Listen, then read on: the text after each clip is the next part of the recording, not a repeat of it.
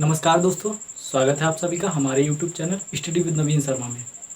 इस वीडियो में हम डिस्कस करने वाले हैं व्यंजन संधि। स्वर संधि को हम लास्ट वीडियो में पढ़ चुके हैं। पहले इससे एक वीडियो अपलोड हो चुका है, उसमें हम स्वर संधि को पढ़ चुके हैं बड़े ही सरल तरीके से, और इसको भी हम बहुत ही ईजी वे में समझेंगे। वैसे तो इसके बहुत सारे रूल्स हैं, लोग कन्फ्यूज रहते हैं, वो रूल ना तो याद हो पाते हैं और ना ही संधियाँ कभी कंप्लीट हो पाती हैं। तो इसको एक बहुत ही आसान तरीके से समझेंगे। बस कुछ छोटी छोटी बातें आपको एक दो याद रखनी है और कुछ नहीं याद रखना है, बस सीधे आप इसको पहचान पाएंगे व्यंजन संधि को और कोई दिक्कत नहीं होगी आपको। तो चलिए स्टार्ट करते हैं। पहले तो व्यंजन संधि कहते किसे हैं? व्यंजन संधि क्या होती है? व्यंजन संधि किसी स्वर, किसी व्यंजन और स्वर या व्यंजन व्यंजन में जो परिवर्तन होता है, व्यंजन व्यंजन या फिर व्यंजन स्वर के मिलने से जो परिवर्तन होता है, व्यंजन में जो परिवर्तन होता है, उस परिवर्तन को ही क्या कहते हैं? व्यंजन संधि कहते हैं। ठीक है, इसमें चाहे स्वर और व्यंजन मिले, चाहे व्यंजन और व्यंजन मिले, जो परिवर्तन है वो व्यंजन में ही होता है। किसमें होता है? व्यंजन में ही परिवर्तन होता है, इसीलिए इसे क्या कहते हैं? व्यंजन संधि कहते हैं। ये हो गया संधि।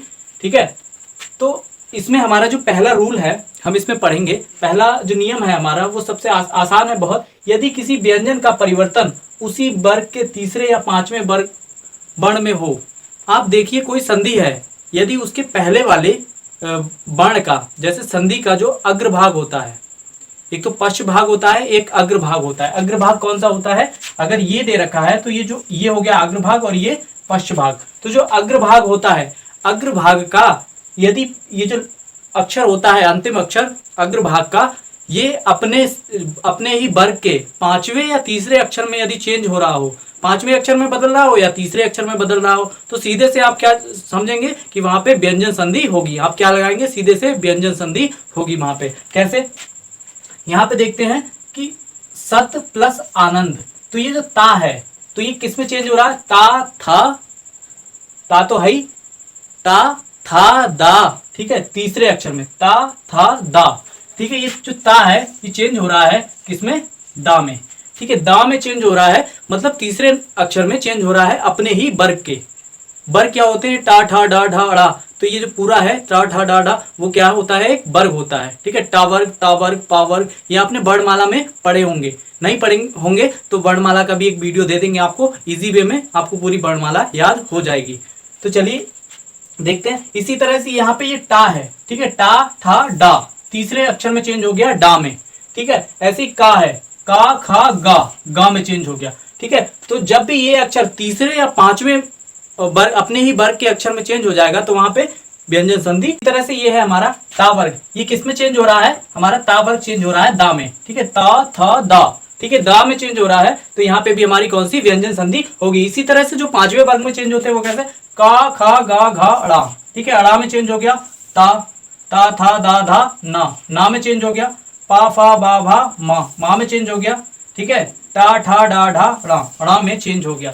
तो जो पांचवें वर्ग में, अपने ही वर्ग के पांचवें वर्ण में, पांचवें अक्षर में चेंज हो जाते हैं, तो वहां कौन सी संधि होती है? सीधे से आप व्यंजन संधि लगाएंगे। आपको कुछ नहीं याद करना है, कोई अक्षर तीसरे में या पांचवें वर्ण में चेंज हो रहा है अपने ही वर्ग के, तो वो सीधे से व्यंजन संधि लगाएंगे। कोई नियम नहीं याद करना है।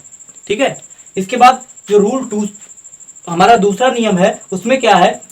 यदि पहले ता हो और ता के सामने हा हो, पहले ता वर्ग दे रखा हो, ता वर्ण, और बाद में हा दे रखा हो, तो ता किसमें? दा में चेंज हो जाएगा और हा धा में चेंज हो जाता है।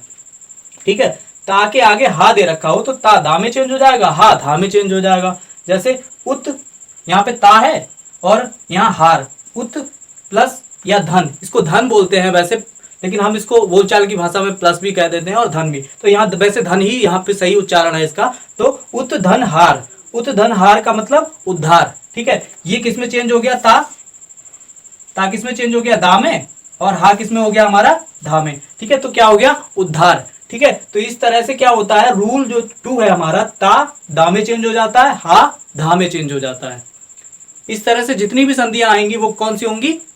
ये जो नियम फॉलो कर रही होंगी वो व्यंजन संधि होंगी। हाँ, तो अगला जो रूल है हमारा, अगला रूल 3 हमारा है, नियम नंबर 3। इसमें क्या है हमारा? यदि ता के सामने शा दे रखा होगा, ता वर्ग के सामने शा दे रखा होगा, मतलब यहाँ पे ता है और यहाँ शा दे रखा है, तो ये ता होगा वो चा में चेंज हो जाएगा। किस में चेंज हो रहा है? चा में। और ये जो शा होगा ये हमारा छा में चेंज हो जाएगा। ये किस में चेंज हो जाएगा? छा में चेंज हो जाएगा। यही चीज यहाँ पे भी है, ता किस में? चा में चेंज हो रहा है और शा छा में चेंज हो रहा है। ठीक है, तो इस तरह की जो संधि होगी आपकी वो भी व्यंजन संधि होगी। ये जो चेंजेस आ रहे होंगे जहां पे ये चेंज इस तरह से हो रहे होंगे वहां व्यंजन संधि होगी, सीधे से ता चा में और शा छा में।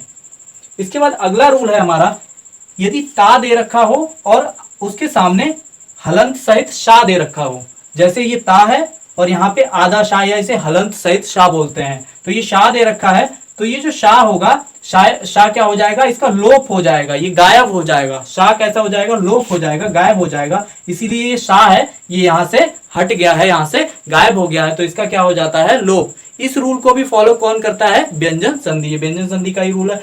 तो ये जहां पे ये चेंज आ रहा होगा वहां पे भी व्यंजन संधि होगी। अगला जो रूल है हमारा 5, इसमें क्या है? यदि किसी के आगे सा आए, यदि किसी अक्षर की मतलब किसी भी व्यंजन स्वर के आगे शा आए, लेकिन किसको छोड़कर?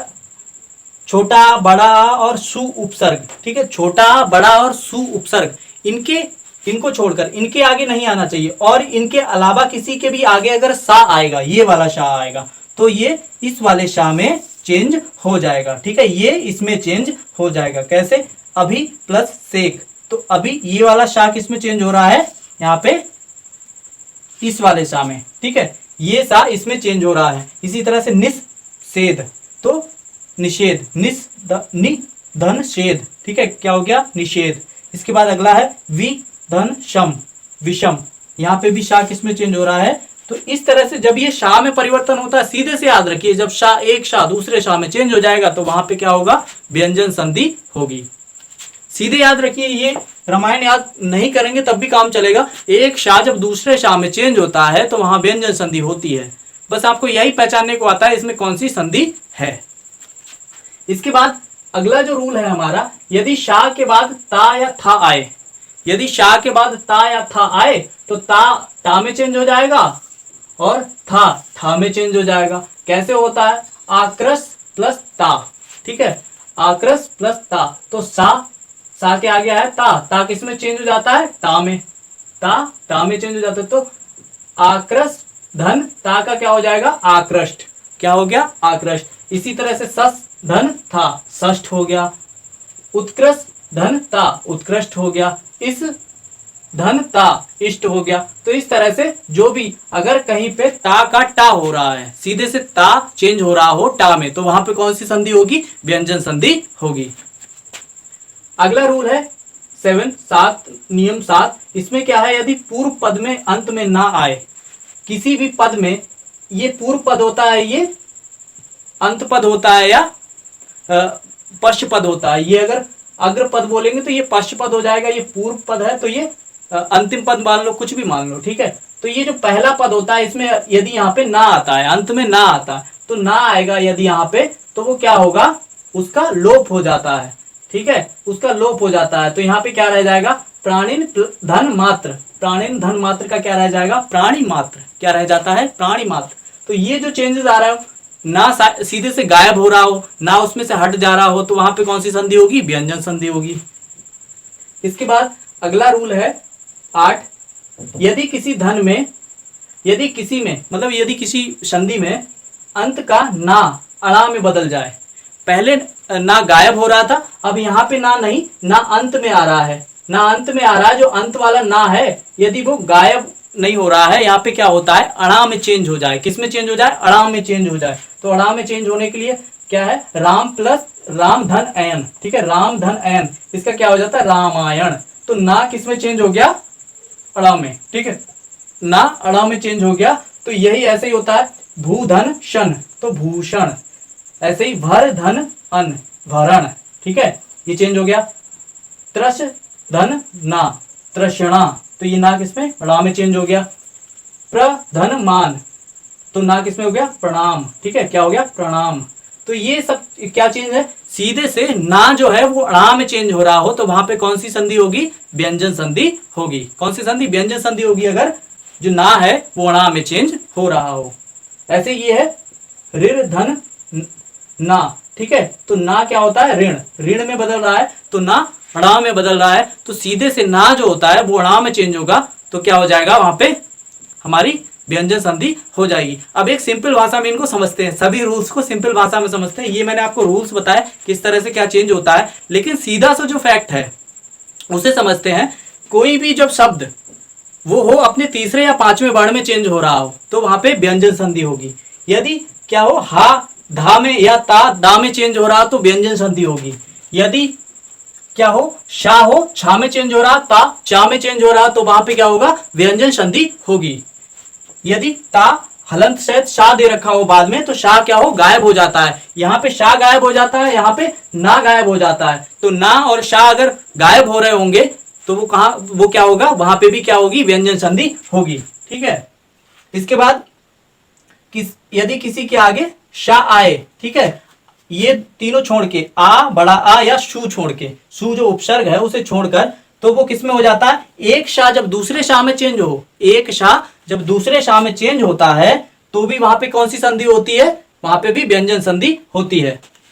इसके बाद अगला जो है हमारा, शाह के बाद यदि ता था आए तो वो टा ठा में चेंज हो जाते हैं। यदि शाह के बाद ता था आए वो टा ठा में चेंज हो जाते हैं। तो ता और था के स्थान पे जहां टा ठा आ रहे होंगे वहां पे भी व्यंजन संधि होगी।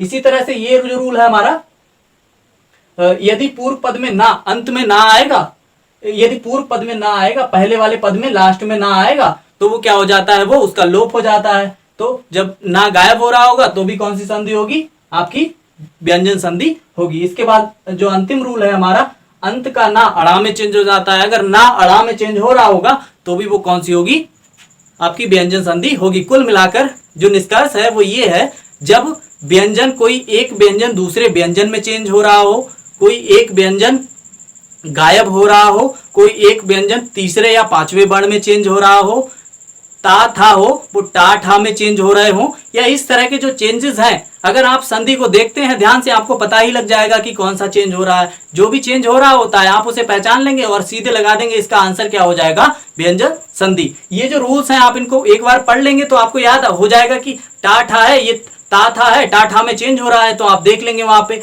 लास्ट का ना है, अड़ा में चेंज हो रहा है, देख लेंगे आप वहां पे। कोई वर्ग है, कोई वर्ण का अक्षर है, वो अपने वर्ण के ही अक्षर तीसरे या पांचवें में चेंज हो रहा है, तो आप देख लेंगे कि क्या हो जाएगा, वहां पे व्यंजन संधि हो जाएगी। जितने भी रूल हैं इनको एक बार पढ़ने के बाद आप संधि में उसको देखेंगे, एक बार देखेंगे, हाँ हो रहे हैं चेंजेस, आपको पता लग जाएगा ये क्या है, व्यंजन संधि है।